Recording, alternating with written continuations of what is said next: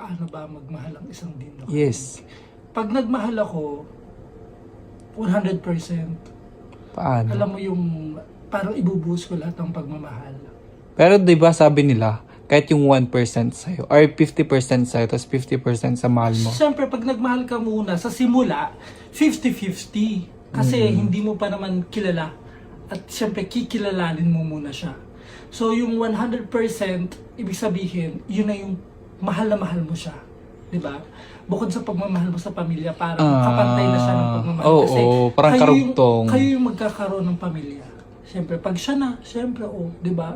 100%, paano magmahal si Dindo Caraig? Ganun ako magmahal. Kasi, ang dami-dami kong mga minahal na noon.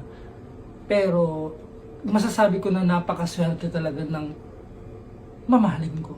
Tama naman. Kasi alam ko sa sarili ko na totoo akong magmahal. At hindi ako katulad ng ibang tao na kayang manloko.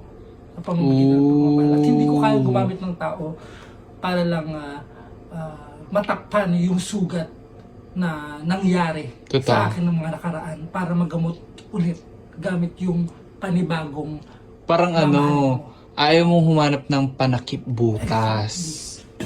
Okay. So yun lang.